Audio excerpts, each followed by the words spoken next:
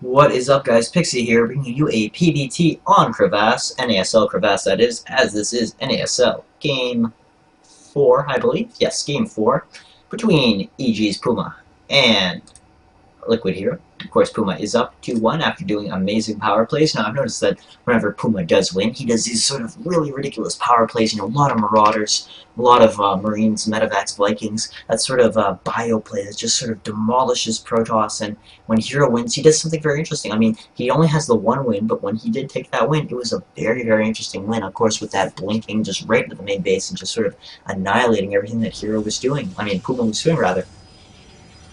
Let me tell you a funny story, actually. I just recorded this game, and of course, I sort of know what happens, but of course, I sort of don't know, as I am a very forgetful caster. And I basically set everything up. I was ready to cast. I set all my software up. I set my microphone up. Ooh, I got all prepared. I got all ready for it. And of course, it is 2 a.m., so I'm sort of not so much out of it, but maybe my analyzing wasn't as sharp as it could be.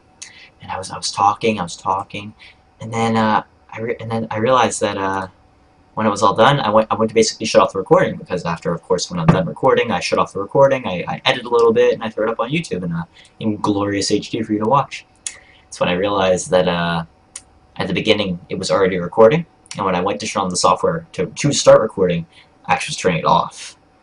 And then when I went to turn it off, like at the end, it was sort of a shocking surprise that I hadn't been recording any of the things I was talking about, which of course is a huge bummer, but regardless of that, I'm happy to be watching the game again. I can sort of flush out little nuances that, perhaps I missed, or perhaps I saw, Puma did something that I sort of missed, or I can sort of analyze it a little bit more. Of course, watching and rewatching something is never a bad thing, and it's going to give me the chance to sort of analyze things a little bit more. Of course, I somewhat know the builds that Puma and Hero are going to do, but that does not matter, because I will obviously not give anything away, and I will try to analyze it a little bit more. This will try to be more of an analytical commentary, as we do see the 17 Nexus, I believe.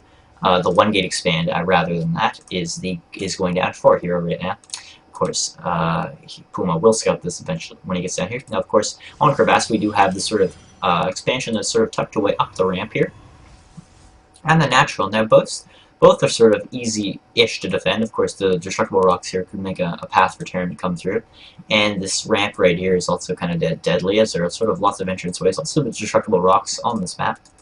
This probe will be caught by the Marine, taken down. If he can micro it well, getting away with 4 hit points. Probes are just way too fast. How fast do they move? They move 2.81, which is pretty dang fast if you consider it. Now, of course, in the main base, we are seeing Puma's main base rather than that. We are seeing the expansion go down. Of course, it is being taken in his little natural cubby hole thingy, whilst Hero did expand out here. I believe this is just because drops and air attacks are so potent. I mean, if you look at this back area right here, it's just so large. I mean, you could just drop an army back there. So that's a little more, it's deadly for the Protoss to be doing stuff back there. On the minimap, we are seeing some red and blue dots dance around, and as we do see some sort of ring around the rosy with the Solnaka watchtowers. That's our R4 right in the middle of the map. I believe this tower will just give vision sort of just up to here about, so he could see when Puma does do the move out. And of course, seeing here, obviously, moving back and forth between these two towers to get as much vision as possible. Over here, we are seeing an SCV, probably just for some scouting. Of course, the bunker is going down to make it extra safe, and we are seeing another racks being constructed back here, just for safe play. I mean, in game 3, well, on Shattered Temple, I believe, I noticed that when he sort of put down another racks and basically 2 more racks to go for 3 racks. I thought he was going for pressure, but I was completely wrong. He was actually going to play some sort of safe build. I mean, there's sort of multiple ways you could do it. It really depends on what your opponent is doing. Of course, Zerg is a reactive type of Zerg is also a reactive race, but Terran can be quite reactive too. I mean, how many barracks you're going to make, how many factory you're going to make, what composition of mech and bio you're going to put together is very, very important when you're facing armies such as a Protoss army, which could sort of cut away your army with zealots in mere seconds, or maybe go like another route. I mean, it's just such a diverse matchup, I believe, personally. Of course, it's nowhere near as diverse as, of course, PvP. PvP being the most diverse matchup. We do see the proxy starport going down.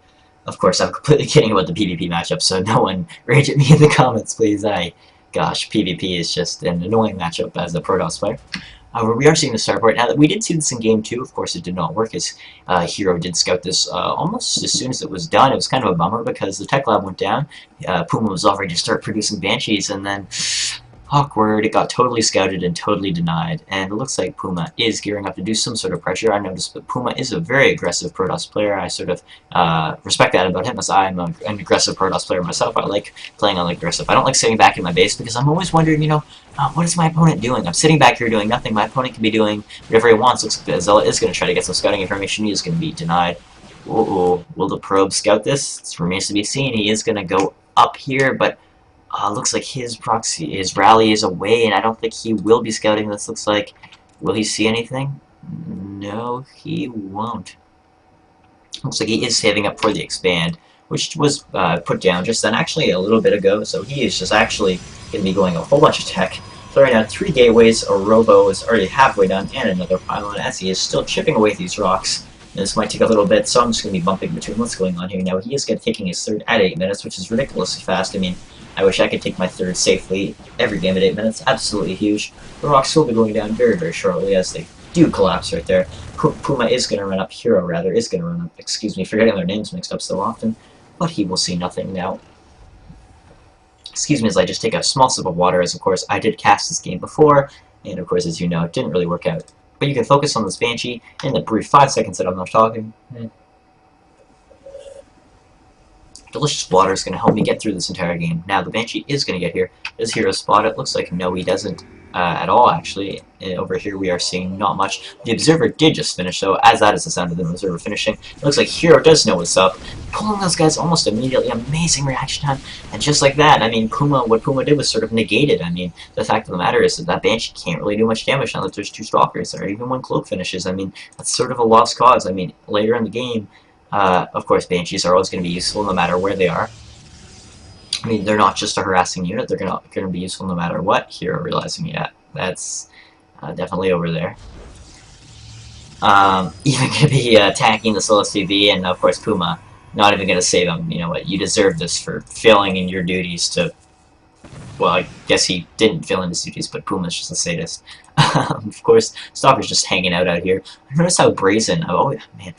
The word brazen and the word LiquidHerO Stalkers just fit together very well, because that's what he is. There was no better way to phrase that, trust me, guys. However, he is not well, actually, he's going to blink that one away, but he was not so much brazen as just sort of forgetful, as he let all the Stalkers die. Looks like he is with the proxy pylon there. Put a proxy pylon down, but then just decided, yeah, I'm just going to walk him over, because why not? Looks like a massive push coming over from Puma.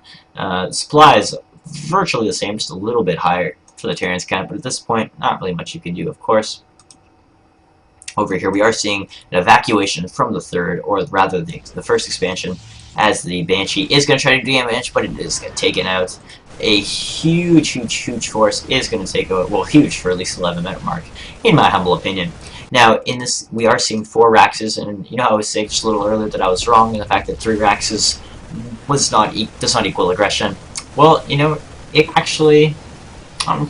excuse me while I just think of a way to phrase this, as I'm just sort of thinking of a way that I can phrase the way that there are many ways that you can either be passive or aggressive, and just sort of either macro up to be aggressive or macro up to be passive. And I think that's sort of interesting how Terran can play it. I mean, you can make siege tanks and line them up here, or you can make siege tanks and park them right at the front door, or build bunkers directly in their base. I mean, sure, why not? He has pulled about 9 SCVs or so. I mean, if we check the unit stab, he does have 45, which is substantially less than the Protoss has, although he is only on 2 base. Looks like he's going to be building these bunkers, and